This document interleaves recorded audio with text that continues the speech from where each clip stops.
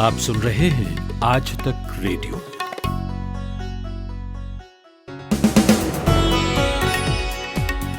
नमस्कार, ये है 26 जून की शाम का न्यूज पॉडकास्ट दिन भर। मैं हूं अमन गुप्ता। चीन से चल रहे गतिरोध के बीच लेह में सेना और वायुसेना ने किया संयुक्त सैन्याभ्यास।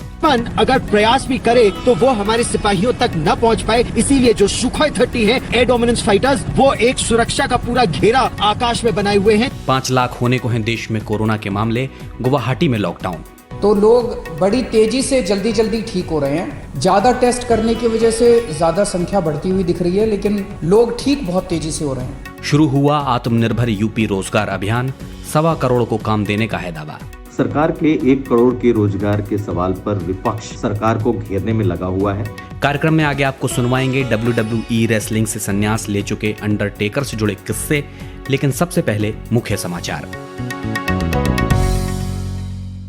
मुख्य खबरों के साथ मैं आनंद श्रीवास्तव।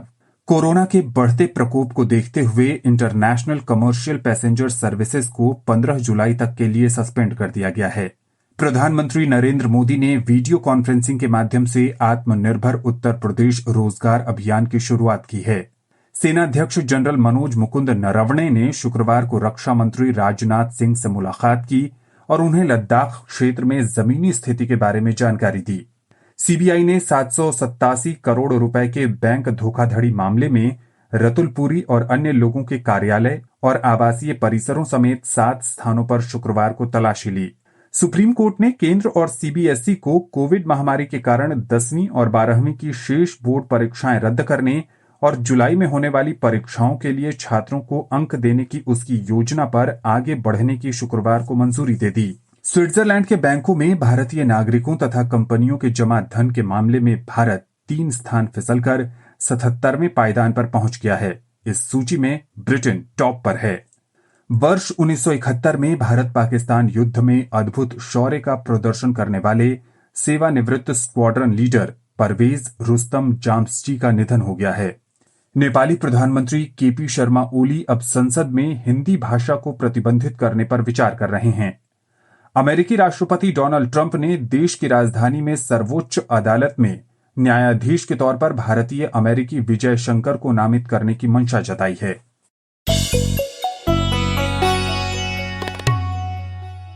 आप सुन रहे हैं शाम का खबरनामा दिन भर। मैं हूं अमन गुप्ता। भारत चीन सीमा पर जारी तनाव के माहौल में भारतीय सेना और वायुसेना ने आज लेह में साझा युद्धाभ्यास किया। इस अभ्यास में लड़ाकू विमानों के अलावा भारतीय वायुसेना के चिनूक हेलीकॉप्टर और मालवाहक वाहन भी शामिल हुए। लाइन ऑफ एक्चुअल कंट्रोल पर भारत और चीन के बीच गतिरोध जारी है। अभी भी गलवान घाटी, दौलत बेग ओल्डी इलाके और पेंगोंग झील के आसपास चीन की सेना की तैनाती पहले जैसी बनी हुई है। ऐसे में इस युद्धाभ्यास के क्या मायने हैं, बता रहे हैं लेह से आज तक संवाददाता गौरव सावंत। इस समय लद्दाख क्षेत्र में भारतीय सेना और वायुसेना का एक बड़ा युद्धाभ्यास 11,500 फीट की ऊंचाई से 16,500 फीट की ऊंचाई तक चल रहा है।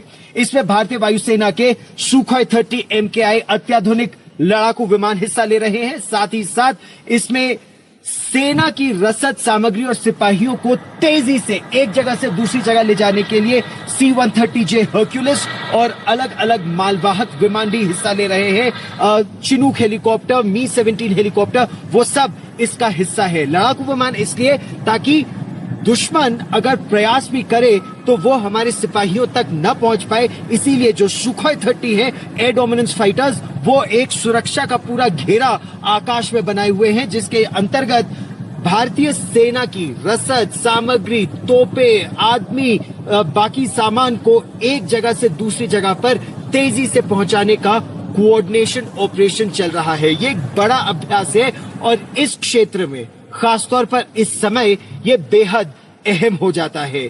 सेना का इस तरह का ये अभ्यास यहां निरंतर चलता रहेगा।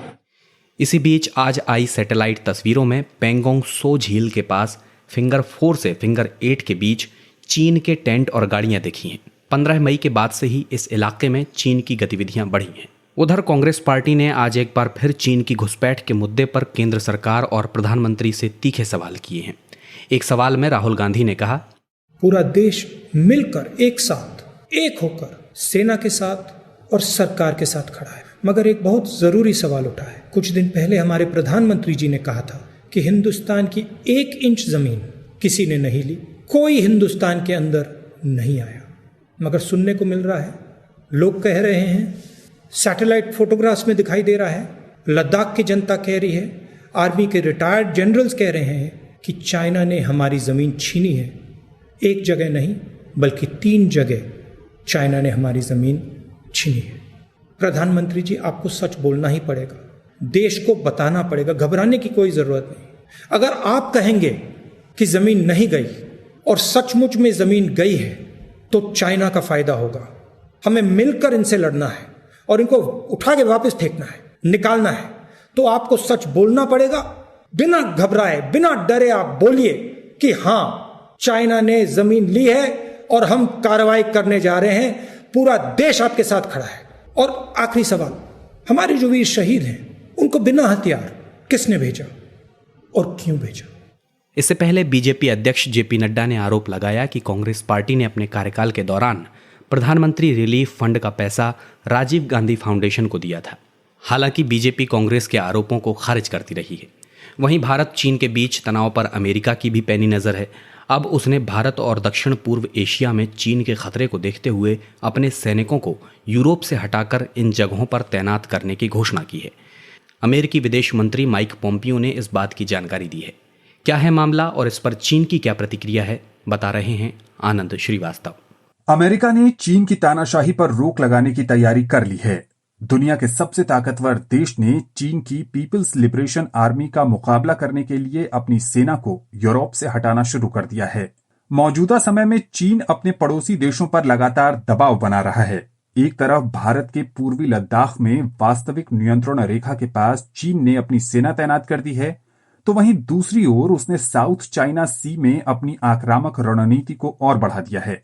अमेरिका के विदेश मंत्री माइक पोम्पियो ने चीन को खतरा बताते हुए कहा है कि कुछ जगहों पर अमेरिकी संसाधन कम होंगे, क्योंकि उनकी तैनाती उन स्थानों पर की जाएगी जहां चीनी कम्युनिस्ट पार्टी ने अपनी आक्रामक सैन्य कार्रवाई को बढ़ा दिया है।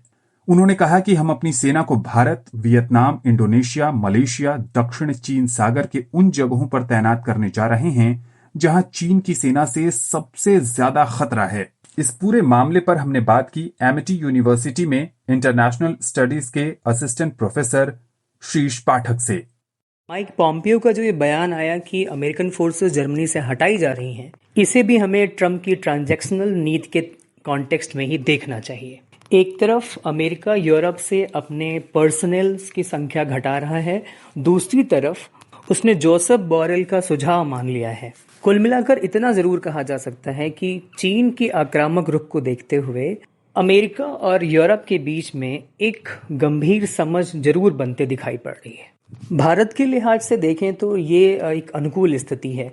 अभी जो भारत और चीन के बीच सीमा तनातनी है, कई बार आप कह सकते हैं कि चीन के खबरों के हवाले से लगभग जैसे एक ताने की तरह आया कि इस मामले में अमेरिका कहां तक भारत का साथ दे रहा है। उस लिहाज से देखें तो अमेरिका और ईयू के बीच जो ये समझ बनी है वो कहीं न कहीं भारत के पक्ष में जाती है। इस कॉन्टेक्स्ट में अगर हम इंडो पैसिफिक में भारत की मुख्य स्थिति को विचार कर लें और जो क्वाड की स्थिति है जिसमें जापान, भारत, अमेरिका और ऑस्ट्रेलिया हैं, तो ऐसे में जो भारत के सामने प्रॉस्पेक्ट्स बनते हैं वो खासा सकारात्मक कहे जाएंगे। इन घटनाक्रमों के बीच चीन की सरकार के मुखपत्र ग्लोबल टाइम्स ने एक संपादकीय लिखा है जिसमें भारत के अमेरिका के करीब जाने को लेकर तीखी प्रतिक्रिया दी गई है। ग्लोबल टाइम्स ने लिखा है कि हमने अमेरिका के हाथों में पड़े देशों और क्षेत्रों को देखा है। वे सभी अमेरिका या उसके हितों के लिए काम करने के इच्छुक हैं, चाहे ऑस्ट्रेलिया हो, कनाडा हो या ताइवान द्वीप। इन सब की गिनती इसी श्रेणी में की जा सकती है। लेकिन ये देश या तो अपने हितों का सौदा कर रहे हैं या फिर अपनी संप्रभुता अमेरिका के हाथों गंवा रहे हैं। चीनी सरकार के मुखपत्रों ने लिखा है कि वॉशिंगटन और नई दिल्ली के बीच के संबंध पश्चिमी विश्लेषकों की राय से अभी बहुत दूर हैं। दोनों पक्ष सिर्फ एक दूसरे का इस्तेमाल कर रहे हैं। अमेरिका हिंद प्रशांत की रणनीति में भारत को अपने साथ लाना चाहता है ताकि चीन को रोका जा सके और विश्व में अपना प्रभुत्व बनाए रख सके। दूसरी तरफ भारत अमेरिका का इस्तेमाल दक्षिण पूर्व एशिया में चीन के प्रभाव को काउंटर करने और पाकिस्तान को रोकने के लिए अमेरिका के साथ करीबी बढ़ा रहा है। अखबार लिखता है कि भारत भी इस बात को अच्छी तरह जानता है कि अमेरिका उसके लक्ष्य को पूरा करने में उसकी मदद नहीं करेगा। आने वाले समय में यह देखना होगा कि अमेरिका कितनी तादाद में सैनिकों को किन किन जगहों पर तैनात करता है। आनंद श्रीवास्तव, आज तक रेडियो। आज तक रेडियो aajtak.in/radio ये हमारा पता है, लेकिन हम आपके पसंदीदा ऑडियो प्लेटफॉर्म्स पर भी हैं। Google podcast, Apple podcast, Spotify, Jio Saavn जैसे ठिकानों पर भी आप हमें सुन सकते हैं। और अगर YouTube आपकी पसंदीदा जगह है तो वहां पर भी हमें सब्सक्राइब कीजिए। आज तक रेडियो, सुनता है सारा जहां। भारत में कोरोना संक्रमण के मामलों की तादाद अब 5 लाख के करीब पहुंच गई है। इसी बीच असम ने गुवाहाटी में 14 दिन का पूर्ण लॉकडाउन और पूरे प्रदेश में रात का कर्फ्यू लागू कर दिया है। इसी बीच राजधानी दिल्ली में कोरोना संक्रमण के मामलों की तादाद 74,000 को पार कर गई है। मुख्यमंत्री अरविंद केजरीवाल का कहना है कि ये चिंता की बात जरूर है, लेकिन डरने की जरूरत नहीं है। तो जैसे जब हम 5 से 6 हज़ार टेस्ट रोज कर रहे थे तो 2 से 2.5 हज़ार केस पॉजिटिव आते थे। अब जब 18,000 केस रोज कर रहे हैं तो अब 3 से 3.5 हज़ार केस इतने ही बढ़े। हमने टेस्ट 3 गुने कर दिए, लेकिन पॉजिटिव केस 2 से 3 हज़ार, पहले 2,000 आते थे, अब 3,000 आने लगे, 3,500 आने लगे। तो जाहिर तौर पे मान लीजिए कल हम 1 लाख, 2 लाख, 3 लाख टेस्ट करेंगे तो केसेस थोड़े से ज़्यादा आएंगे। अच्छी बात यह है कि 74,000 टोटल केस अभी तक हुए, इनमें से 45,000 लोग ठीक हो चुके हैं। तो लोग बड़ी तेज़ी से जल्दी ठीक हो रहे हैं। ज़्यादा टेस्ट करने की वजह से ज़्यादा संख्या बढ़ती हुई दिख रही है, लेकिन लोग ठीक बहुत तेज़ी से हो रहे हैं। 2400 के करीब टोटल लोगों की अभी तक मौत हुई है दिल्ली में। आज की डेट में 26,000 टोटल पेशेंट हैं। अभी कोरोना के 26,000 टोटल पेशेंट हैं। उन 26,000 में से केवल 6,000 हॉस्पिटल में हैं, बाकी सब अपने घर पे अपना इलाज करा रहे हैं। बाकी सारे पेशेंट माइल्ड, थोड़ा बुखार है, थोड़ी खांसी है, ऐसे ही हैं। 6,000 पेशेंट अस्पतालों के अंदर हैं। लगभग 5 लाख मामलों के साथ भारत कोरोना संक्रमण के मामले में दुनिया में चौथे नंबर पर है। भारत से आगे अब बस अमेरिका, ब्राजील और रूस ही हैं। भारत में कोरोना के आंकड़े क्या कहते हैं और क्या हैं इनके मायने, समझा रहे हैं इंडिया टुडे के डेटा जर्नलिस्ट दीपू राय। पूरी दुनिया में तकरीबन केसेस जो है अभी 96 लाख के आसपास हैं, और जो नए केसेस जुड़े हैं उसके हिसाब से अगर देखें कि 21 जून से लेके अभी तक अगर देखा जाए केवल यूएस में अकेले जो सबसे ज़्यादा जहाँ पे केसेस दर्ज हुए हैं वहाँ पे 1,87,000 से ज़्यादा केसेस जुड़े हैं, जिसमें से कि पिछले 5 दिनों में 6,298 लोगों की डेथ भी हुई है।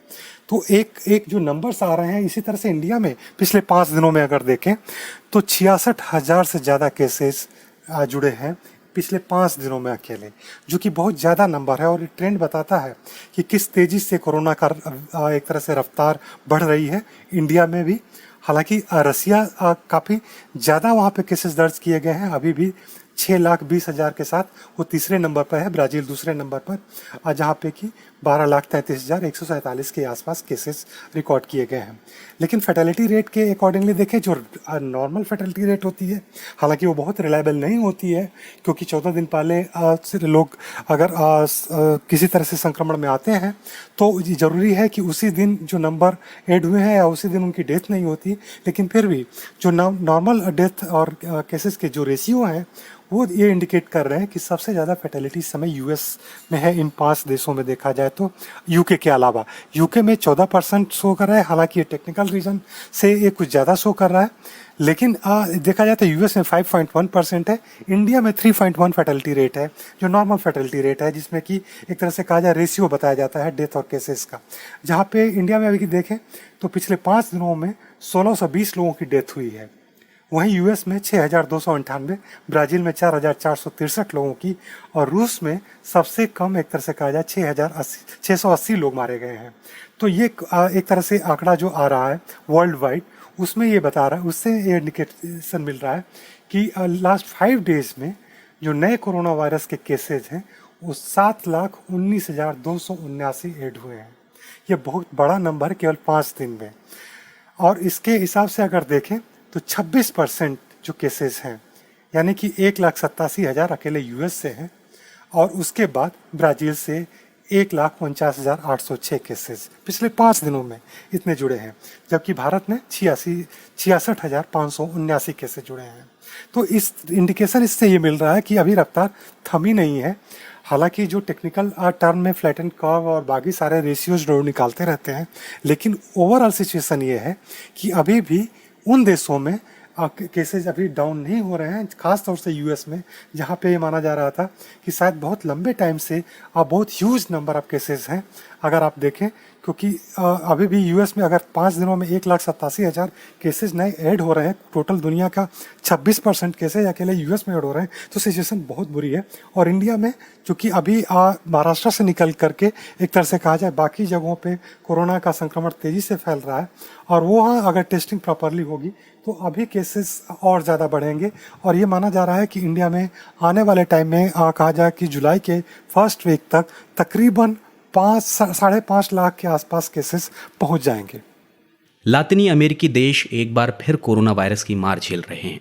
कोरोना के सबसे ज्यादा मामलों में ब्राजील अमेरिका के बाद दूसरे स्थान पर है। साथ में है पेरू और चिली छठे और 7वें स्थान पर। मगर क्यों? सुनिए हमारे सहयोगी परवेज आलम का विश्लेषण। लैटिन अमेरिका का नाम लेते ही शायद पहले याद आता है वहाँ का ज़बरदस्त popular music, rumba, salsa, samba, tango वगैरह, और फिर जहन में वो 20 से भी ज़्यादा देश आते हैं जो मिलकर लैटिन अमेरिका कहलाते हैं, जैसे कि Cuba, Chile, Colombia, Mexico, Brazil, Argentina, Venezuela, Guatemala, Honduras, El Salvador, Nicaragua, Costa Rica, Panama, Haiti और पेरू वगैरह। और आज जब पेरू का नाम आता है तो पहले कोरोना वायरस का जिक्र होता है, इसलिए कि कोरोना के सबसे ज़्यादा मामलों में वेस्ट साउथ अमेरिका का देश पेरू अब दुनिया में छठे स्थान पर आ गया है। यहाँ कोरोना वायरस के तकरीबन 2,70,000 पॉजिटिव केसेस पाए गए हैं और अब तक 8,900 लोग कोरोना के हाथों अपनी जान गंवा बैठे हैं, जबकि यहाँ 16 मार्च से लॉकडाउन की स्थिति है। पेरू अगर छठे स्थान पर है तो चिली 7वें पर। पेरू की राजधानी लीमा की आबादी 90 लाख है। ज्यादातर लोगों के पास फ्रिज नहीं है, खाना घर में स्टोर नहीं कर सकते, रोज बाजार जाते हैं जो खचाखच भरे होते हैं, स्वास्थ्य सेवाएं खराब हैं, गरीबी और बीमारी का चोली दामन का साथ है। अब ब्राजील जो कि दूसरे स्थान पर है, मतलब ये कि अमेरिका और फिर ब्राजील। कभी ब्राजील हमें फुटबॉल की याद दिलाता था, फिलहाल ब्राजील का जिक्र कोरोना के बढ़ते हुए संक्रमण की वजह से हो रहा है। कुल केसेस 12 लाख से ज्यादा। ब्राजील में कोरोना से 55,000 लोग अब तक मर चुके हैं। ब्राजील के राष्ट्रपति बोल्सोनारो पूरी दुनिया में स्वास्थ्य विशेषज्ञों की नजर में कब के गिर चुके हैं, इसलिए कि वो लॉकडाउन के खिलाफ थे। मास्क पहनने में भी उन्हें शर्म आती थी। फिर अदालत ने कहा कि नहीं, आपको मास्क पहनना ही पड़ेगा। फिर उन्होंने देश को अनलॉक करने की जल्दी मचाई। उनके स्वास्थ्य विशेषज्ञों ने उन्हें चैलेंज किया तो बोल्सोनारो ने स्वास्थ्य अधिकारियों की ही छुट्टी कर दी। उनके 2 स्वास्थ्य मंत्री उनकी नीतियों की वजह से तंग आकर इस्तीफा दे चुके हैं। प्रेक्षकों की नजर में बैड गवर्नेंस या खराब सरकारी नीतियां ब्राजील में कोरोना की महामारी का पहला कारण है। लेकिन ऐसा नहीं है कि लातीनी अमेरिका में सिर्फ नाकामी और कोरोना है। एक देश है क्यूबा, जिसकी दुनिया भर में तारीफ हो रही है कि किस तरह क्यूबा ने कोरोना वायरस पर काबू पा लिया है। कुल केसेस 2,320, कुल मौतें 85, और पिछले 2 महीनों में क्यूबा में कोरोना का असर कम से कम हुआ है। वजह है बेहतरीन निष्ठावान डॉक्टर्स, जिम्मेदार स्वास्थ्य अधिकारी और जनचेतना। क्यूबा में जो भी कोरोना पॉजिटिव होता है सीधा अस्पताल में भर्ती किया जाता है। द गार्डियन अखबार की एक रिपोर्ट के अनुसार लैटिन अमेरिका और कैरिबियन इलाकों में 630 मिलियन की जनसंख्या में 30% आबादी को पैसे की कमी की वजह से स्वास्थ्य संबंधी सेवाएं उपलब्ध नहीं हैं। लेकिन पैन अमेरिकन हेल्थ ऑर्गेनाइजेशन के एक सर्वे के मुताबिक क्यूबा में हर शख्स को स्वास्थ्य सेवाएं उपलब्ध हैं, जबकि क्यूबा एक गरीब देश है। शुक्रिया परवेज आलम। जब लॉकडाउन हुआ तो बड़ी तादाद में मजदूर पलायन कर अपने अपने घर जाने लगे। इन लोगों के पहुंचने के साथ ही संकट खड़ा हुआ सरकार के सामने इन्हें रोजगार देने का। इसी क्रम में आज उत्तर प्रदेश में आत्मनिर्भर यूपी रोजगार अभियान की शुरुआत की गई। दावा है कि इससे करीब 1.25 करोड़ मजदूरों को रोजगार मिलेगा। प्रधानमंत्री नरेंद्र मोदी ने खुद ऑनलाइन कार्यक्रम में हिस्सा लेते हुए इस योजना का शुभारंभ किया। आज कार्यक्रम में क्या क्या हुआ और ये योजना क्या है, यही पूछा मैंने लखनऊ से आज तक संवाददाता कुमार अभिषेक से। योगी सरकार ने आज रोजगार को लेकर के बड़ा कार्यक्रम किया। प्रधानमंत्री खुद वर्चुअल मीट के जरिए उत्तर प्रदेश के 6 जिलों में उन लोगों से रूबरू हुए जिन्होंने इस कोरोना संकट काल में काफ़ी कुछ किया है, और ख़ास करके इस दौरान लोगों को जो रोजगार मुहैया कराए जा रहे हैं या फिर जिन लोगों को काम मिला है, ऐसे लोगों से प्रधानमंत्री रूबरू हुए। बाकायदा कोरोना के दौर में उनका हालचाल लिया, सरकार क्या कर रही है, या मुख्यमंत्री योगी आदित्यनाथ किस तरीके से उनके लिए लगातार दिन रात एक करके काम कर रहे हैं, इसकी भी उन्होंने चर्चा की। दरअसल ये 1 करोड़ लोगों को रोजगार देने का एक मेगा कार्यक्रम योगी सरकार ने रखा था, और ये सब कुछ इसलिए था कि कोरोना के संकट से अब आगे की ओर निकला जाए। लेकिन कहीं ना कहीं सियासत भी रंग लेने लगी है। जिस तरीके से सरकार का दावा है कि उसने 1 करोड़ से ज़्यादा रोजगार सृजित किए हैं, और ख़ास करके जो 7,08,000 औद्योगिक इकाइयां छोटी बड़ी जो कोरोना काल में बंद हो गई थी, उन्हें दोबारा से चालू कर दिया है, और उसमें 42 लाख लोग समायोजित किए गए हैं, और साथ साथ मनरेगा के तहत करीब 50 लाख लोगों को जॉब कार्ड दिए गए या उनसे काम लिए जा रहे हैं। ऐसे तमाम चीज़ों को जोड़ा है, और साथ साथ ये भी है कि जो छोटी MSME है, पहली बार ऐसे लोगों को करीब 2,000 करोड़ के ऋण दिए गए हैं, और उसमें 2 लाख से ज़्यादा लोगों को रोजगार देने की बात की गई है। अभिषेक जी, 1.25 करोड़ लोगों को रोजगार, ये एक बड़ा दावा है। जाहिर है इस पर सियासत भी होनी है, सवाल भी उठने हैं। इस पर विपक्ष की क्या प्रतिक्रिया है? सियासत भी इस पर जम करके हो रही है। सरकार के 1 करोड़ के रोजगार के सवाल पर विपक्ष सरकार को घेरने में लगा हुआ है, और अखिलेश यादव ने बाकायदा ट्वीट कर इसे झुनझुना करार दिया है। अखिलेश यादव ने साफ कहा कि जो इन्वेस्टर मीट हुए, जो डिफेंस एक्सपो हुए, और उसमें जो हजारों करोड़ के MOU साइन करने की बात की गई, आखिर वो जमीन पर क्यों नहीं उतरे। यानी कि एक तरीके से सरकार के 1 करोड़ के रोजगार के दावे को विपक्ष हवाई बताने में जुटा है। दूसरी तरफ सरकार इस मकसद में है कि कोरोना काल से वो आगे निकलती हुई दिखाई दे, कोरोना से आगे अब रोजगार की बात हो। लेकिन जो विपक्ष है, और खास करके अखिलेश यादव ने इस बात को कहा है कि ये सिर्फ और सिर्फ एक झुनझुना है, एक राजनीति है, सियासत है। इससे आगे सरकार को ये बताना चाहिए कि अब तक जितने समझौते सरकार ने रोजगार के लिए किए हैं, उसका क्या हुआ। निश्चित तौर पर योगी सरकार अगर रोजगार की बात कर रही है, करोड़ों लोगों को रोजगार देने की बात कर रही है, तो वो सवाल भी उठेंगे और उनका जवाब भी देना होगा। शुक्रिया कुमार अभिषेक। महामारी के इस माहौल में टलती परीक्षाओं का मुद्दा लेकर सुप्रीम कोर्ट पहुंचे अभिभावकों को राहत मिल गई है। सुप्रीम कोर्ट ने CBSE और ICSE बोर्ड की कक्षा 10वीं और 12वीं की बची परीक्षाओं को रद्द कर दिया है। इस दौरान CBSE ने अपने हलफनामे के तौर पर नोटिफिकेशन जारी किया है, जिसे कोर्ट ने मंजूर कर लिया है। इस नोटिफिकेशन में क्या है और CBSE की ओर से क्या है मार्किंग स्कीम, यही बता रही हैं आज तक संवाददाता अनीशा माथुर। ये जो आज CBSE ने अपनी असेसमेंट स्कीम सुप्रीम कोर्ट को दी है, उसमें कुछ क्लॉजेस डाले हैं, कुछ कंडीशंस डाली हैं। ये कि अगर स्टूडेंट्स ने 3 पेपर दिए हैं या 3 से ज़्यादा पेपर दिए हैं, तो 3 पेपर की एवरेज निकाल कर वो चौथे और 5वें पेपर के मार्क्स माने जाएंगे। अगर 3 या 3 से कम पेपर दिए हैं तो फिर 2 पेपर्स का मार्क्स की एवरेज निकाल के बाकी पेपर्स का दिया जाएगा। जो दोबारा से एग्जाम देने का जो प्रपोजल है वो लेकिन काफ़ी लिमिटेड, काफ़ी सीमित रहेगा उन बच्चों के लिए जिनके पेपर नहीं हो पाए।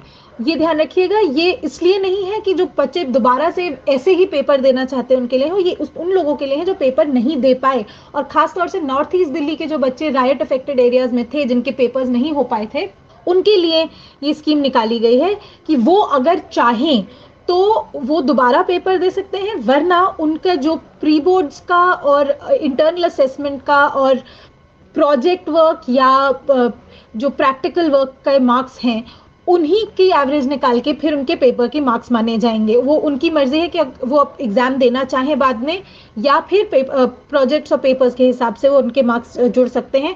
क्योंकि सोलिसिटर जनरल ने सुप्रीम कोर्ट को ये भी साफ कह दिया है आज कि दोबारा एग्जाम अगर होता भी है, जिन बच्चों को ये स्पेसिफिक ये स्पेशल स्कीम जिनके लिए है, तो सरकार ये गारंटी नहीं दे सकती कि एकेडमिक ईयर शुरू होने से पहले ये हो जाएगा, क्योंकि याद रखिएगा एकेडमिक ईयर जो है वो सितंबर में शुरू होना है और अभी कोरोना की क्या हालात हैं, किस तरह से ये रहेगा उसके कोई भरोसा नहीं है। तो जब तक सारे देश में सिचुएशन ठीक नहीं होती तब तक दोबारा एग्जाम नहीं हो सकते, ये सीबीएसई ने साफ कह दिया है।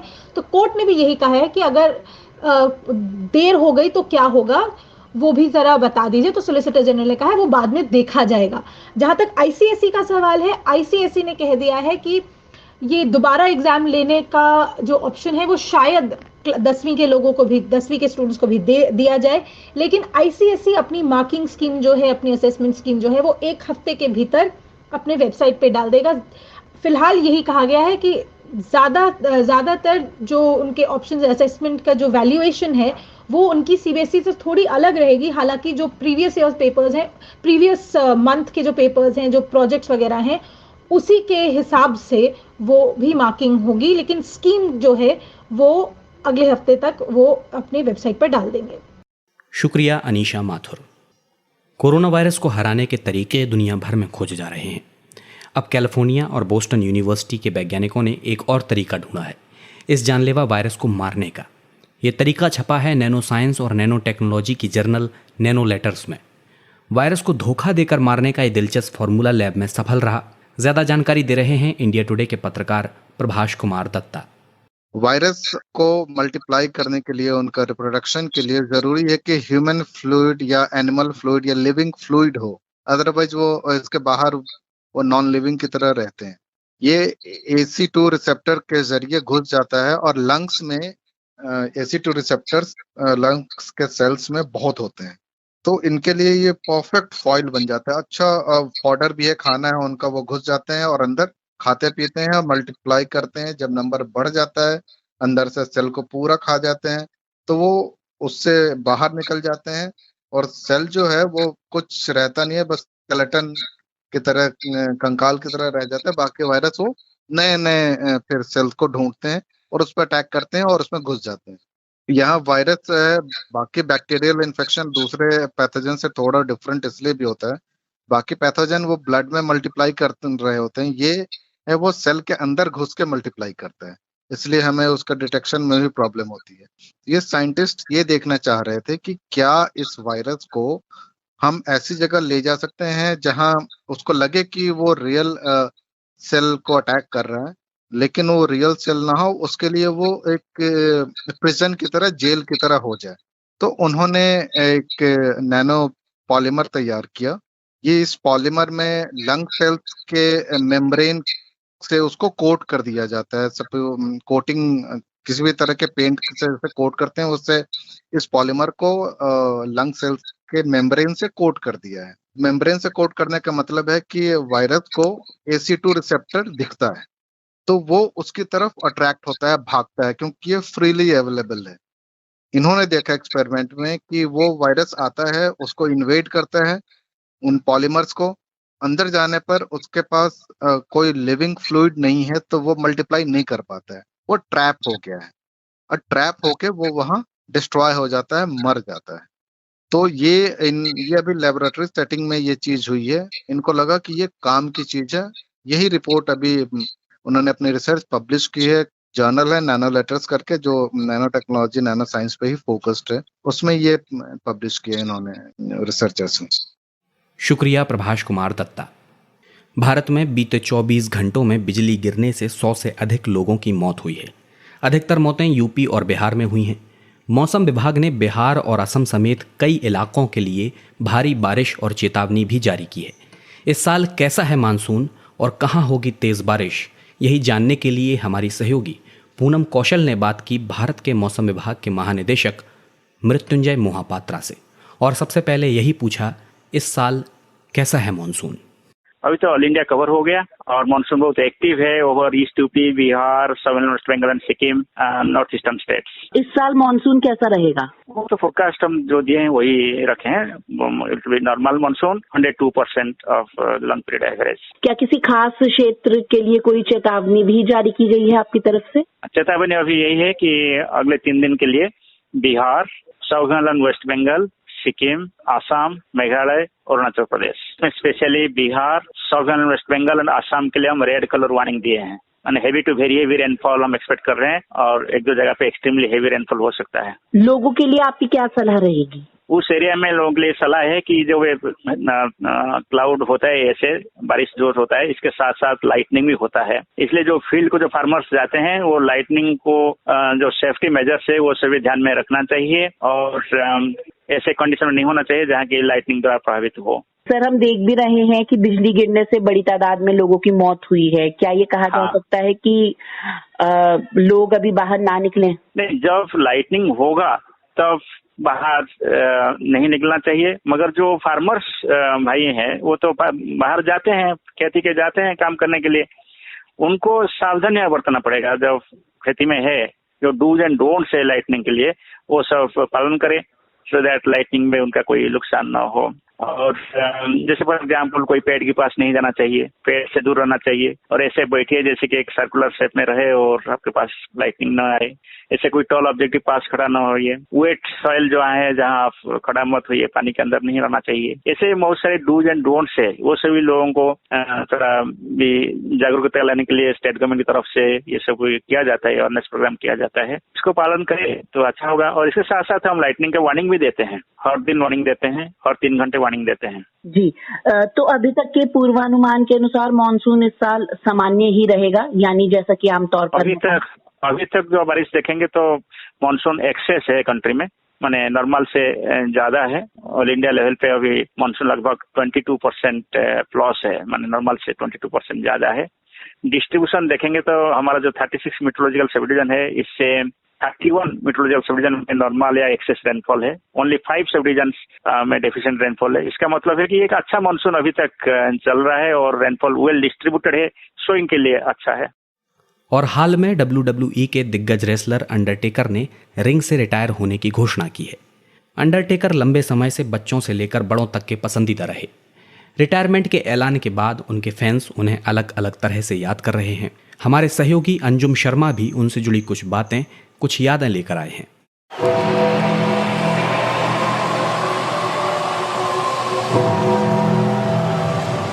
जितने लोग 90 के दशक में बड़े हुए हैं, यानी 90s किड हैं, उनके लिए ये माहौल, ये घंटे की आवाज, ये शोर, इन सब का एक ही मतलब था, अंडरटेकर की एंट्री।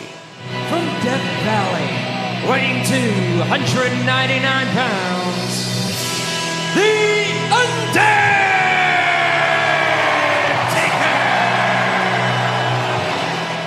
अंडरटेकर का नाम वर्ल्ड रेसलिंग एंटरटेनमेंट यानी WWE में इतना बड़ा था कि अव्वल तो अंडरटेकर यानी जीत पक्की, लेकिन जब कभी अंडरटेकर की हार हुई, ऐसा सन्नाटा पसरता कि सांस चलने की आवाज़ नहीं आती थी। लेकिन अब ये माहौल दिखलाई नहीं पड़ेगा, क्योंकि अंडरटेकर ने रिंग से रिटायरमेंट लेने की घोषणा कर दी है। अब द अंडरटेकर WWE की रिंग में रेसलिंग करते नजर नहीं आएंगे। हाल ही में उन पर बनी एक डॉक्यूमेंट्री में उन्होंने कहा कि अब उनके पास इस रिंग में जीतने के लिए कुछ नहीं बचा है।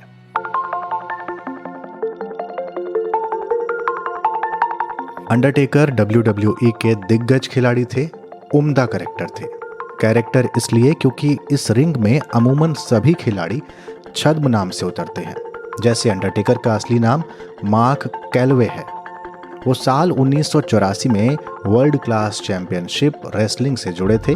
उसके बाद वो मीन मार्क नाम से वर्ल्ड चैंपियनशिप रेसलिंग में पहुंचे थे और फिर उनका सफ़र 1990 में वर्ल्ड रेसलिंग फेडरेशन में शुरू हुआ था। यानी एक छद्म नाम के साथ वो आए थे, जिसे बदलकर फिर से उन्होंने एक और छद्म नाम रखा, जो था अंडरटेकर। 90 के दशक में केबल टीवी पर रेसलिंग देखने का अलग क्रेज था।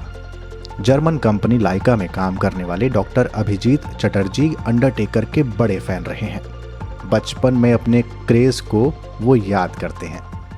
वो एक काले कपड़ों में एक लंबा चौड़ा सा कॉफिन में लेटा हुआ आदमी और वो छोटा सा उसका असिस्टेंट, वो उसका एशिस का मटका पकड़े हुए, रोमांचक सा माहौल बन जाता था पूरे WWF के सीन में। और सामने प्रतिद्वंदी जो होता था उसके आंखों में खौफ होता था, जैसे कि कोई भूत सामने आके खड़ा हो गया हो, और फिर वो आते ही उसको उठा के पटकता था। तो उसको देख के हमको भी लगता था कि काश हम भी अपने दुश्मनों को, अपने प्रतिद्वंदी को ऐसे ही पटक के पीट सके। या फिर जब हम लोग अपने दोस्तों के साथ ट्रम्प कार्ड खेला करते थे, अरे वाह, अंडरटेकर का कार्ड आना मतलब तो जीत पक्की। उसका कार्ड सामने वाले को दिखाई हम देते थे, कुछ बोलने की ज़रूरत ही नहीं होती थी, मतलब सामने वाला समझ जाता था कि अरे ये तो जीत गया। लेकिन ये सब बचपन की बातें थी। जब हम बड़े हुए तो हमको भी समझ में आया कि ये सब तो नकली होता है, कोई भी किसी को असलियत में नहीं पीटता है। सब लोग एक दूसरे को बहुत ट्रेंड वे में पीटा करते हैं ताकि बच्चे और दर्शक को रोमांचक और मनोरंजन हो सके। ये अंडरटेकर पर हमारी खास प्रस्तुति का एक छोटा सा अंश था। इस पर पूरा पॉडकास्ट हमारी आज तक रेडियो के वेब पेज पर उपलब्ध है, आप वहां जाकर उसे पूरा सुन सकते हैं। और अब बाजार का हाल सुनिए हमारे मार्केट एक्सपर्ट और इंडिया टुडे हिंदी पत्रिका के एसोसिएट एडिटर शुभम शंकधर से। हफ्ते के आखिरी कारोबारी सत्र में भारतीय शेयर बाजार में खरीदारी देखने को मिली। सेंसेक्स और निफ्टी दोनों ही करीब 1% की बढ़त के साथ बंद हुए। सेंसेक्स 329 अंकों की बढ़त के साथ 35,171 के स्तर पर और निफ्टी 94 अंकों की बढ़त के साथ 10,383 के स्तर पर बंद हुआ। ये लगातार दूसरा ऐसा हफ्ता है जब निफ्टी की क्लोजिंग 10,000 के ऊपर आई है। हालांकि 10,400 का स्तर निफ्टी के लिए टेक्निकली बहुत इंपॉर्टेंट वो जोन है 10,200 से 10,400 का, जिसके ऊपर टिकने पर ही निफ्टी में किसी नई तेजी की संभावना पर एनालिस्ट देख रहे हैं। आज दिन के कारोबार की बात करें तो एक उतार चढ़ाव वाला कारोबार था। एक दिशा में बाजार नहीं चले, ना ही ऊपर की तरफ ना ही नीचे की तरफ। यही कारण था कि सेंसेक्स आज का दिन का जो ऊपरी स्तर था वो 35,254 का था, जबकि निचला स्तर 34,910 का था। तो करीब एक बड़े रेंज में हमने देखा कि 400-500 की पॉइंट की रेंज में सेंसेक्स बढ़ा। एक अच्छी चीज़ ये थी कि जो क्लोजिंग आई दिन के अंत में वो दिन के ऊपरी स्तर पर आई, ऊपरी स्तर के पास आई। सेक्टर स्पेसिफिक बात करें तो बैंकिंग, इसके अलावा एफएमसीजी कंपनियों में, फार्मा कंपनियों में बिकवाली देखने को मिली, जबकि technology, oil and gas, auto, telecom, chemical engineering, metal mining, ये ऐसे सेक्टर थे जहां पर खरीदारी देखने को मिली। स्टॉक स्पेसिफिक बात करें तो आज सबसे ज़्यादा बढ़त जो थी वो इन्फोसिस और टीसीएस के शेयरों में थी। आईटी पैक आज की तेज़ी को लीड कर रहा था। इन्फोसिस करीब 7% की बढ़त के साथ 748 के स्तर पर बंद हुआ, जबकि टीसीएस में भी करीब 5.25% की बढ़त देखने को मिली और टीसीएस का बंद स्तर 2115 का रहा। इसके अलावा IndusInd bank, ONGC, HDFC bank, HCL tech और लार्सन टूर्बो दिन के और दिग्गज ऐसे शेयर थे जिनमें बढ़त देखने को मिली। जबकि आज सबसे ज़्यादा जो गिरावट थी वो ITC, Bajaj Finance, Kotak Mahindra Bank, Sun Pharma और टाइटन कंपनी में देखने को मिली। ये जो गिरावट है ये दरअसल एक तरह से आप मुनाफा वसूली मान सकते हैं, क्योंकि हमने देखा पिछले सत्रों में जिस तरह बजाज फाइनेंस में काफ़ी तेज़ी देखने को मिली थी, तो उसके बाद आज की गिरावट एक अच्छी मुनाफा वसूली मानी जा सकती है। शुक्रिया शुभम शंकधर। और अब वक्त है आपसे विदा लेने का। इस कार्यक्रम को प्रोड्यूस किया है पूनम कौशल ने और साउंड मिक्सिंग का जिम्मा संभाला सचिन द्विवेदी ने। आप इस कार्यक्रम के बारे में फीडबैक हमें radio@aajtak.com पर ईमेल के जरिए बता सकते हैं। इसके अलावा फेसबुक, ट्विटर, इंस्टाग्राम और यूट्यूब जैसे सोशल मीडिया प्लेटफॉर्म्स पर भी अब आज तक रेडियो की उपस्थिति है। वहां जाकर हमें फॉलो, लाइक, सब्सक्राइब कर लीजिए ताकि आपको हर अपडेट मिलता रहे। अब अमन गुप्ता को दीजिए इजाज़त। नमस्कार।